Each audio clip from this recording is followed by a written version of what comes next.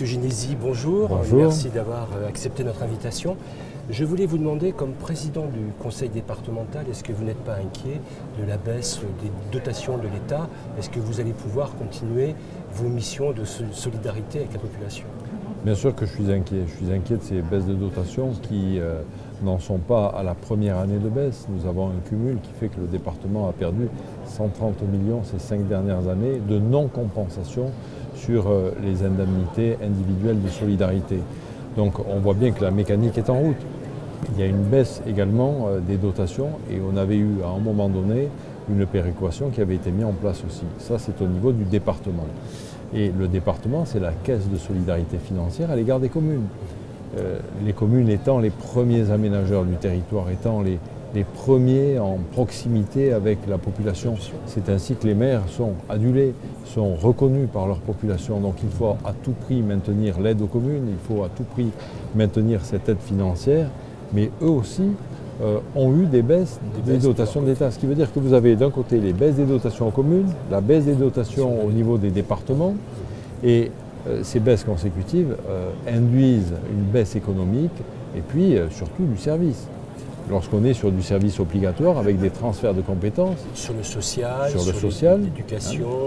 Alors est-ce que vous pourrez continuer et pour les maires, sur les réseaux, sur l'éclairage public, sur l'eau, sur l'assainissement, avec des transferts qui vont venir.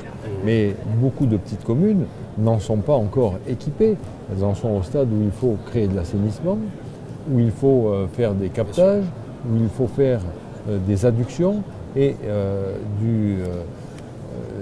rendre l'eau potable. Alors, ces équipements-là, aujourd'hui, ils font défaut. Est-ce que vous pourrez continuer ces missions sans peser sur la fiscalité locale? Pour l'instant, avec le département, nous le faisons. Et c'est un axe que mon prédécesseur Éric Ciotti avait engagé et sur lequel je m'engage. Non-augmentation d'impôts et non-recours à l'emprunt. Ce qui veut dire que derrière, on maîtrise les dépenses qui sont sur des compétences non obligatoires et à nos yeux, des compétences non essentielles. Il y a là-dessus des choses que l'on économise sur notre train de vie, sur l'affichage, mais ça ne durera qu'un temps. Comme on dit, quand on va se retrouver à l'os, quand on arrive à l'os, oui, bien sûr. Il n'y aura plus rien à creuser, et à partir de ce moment-là, ça va devenir très dur, il va falloir tailler sur les compétences. Donc j'espère que nous n'en arriverons pas là. On en appelle à la sagesse de l'État pour que on arrive à retrouver des solutions. On sait bien que l'économie est en difficulté en ce moment et qu'on traverse une mauvaise situation. Mais il faut que l'État puisse s'appliquer à lui-même ce qu'il applique et ce qu'il demande aux collectivités locales et aux collectivités territoriales. C'est ce que nous demandons, parce que l'État mène grand train de vie dans certains domaines, n'amène plus sur ses compétences et ses missions régaliennes l'aide aux communes, aux maires, telles qu'on pourrait et on serait en droit de les attendre. Je pense à l'éducation, où on aurait besoin de plus de moyens. Je pense à la justice, où on aurait besoin de plus de moyens. Je pense à la sécurité, où les gendarmeries auraient besoin d'être confortés. Donc on attend véritablement cette solidarité territoriale.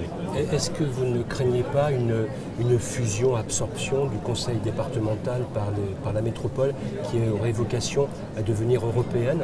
Bien sûr que je crains cela. Ce n'est pas pour autant que je nie le fait que nous ayons besoin d'une métropole européenne. La métropole européenne niçoise est connue et reconnue aujourd'hui.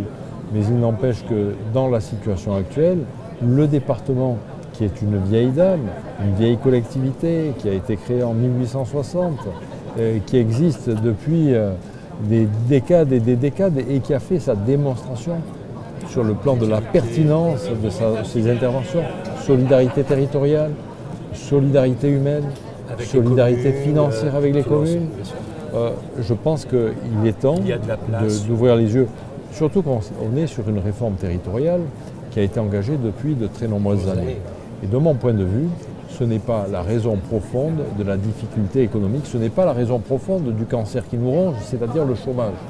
Que l'on veuille réformer nos institutions pour les améliorer, j'en conviens, mais qu'à chaque fois qu'on a l'intention de les améliorer, on déstructure et on fait moins bien, en créant un millefeuille, non, je crois qu'il faut arrêter aujourd'hui et se rendre compte que le département, dans sa dimension dans ses responsabilités, est une collectivité qui permet aux maires d'exister. Et pour moi, les maires, c'est la cellule de base, c'est l'entreprise qui permet au territoire de vivre. Monsieur Ginessi, je vous remercie. Merci à vous. Bonne journée. Merci beaucoup.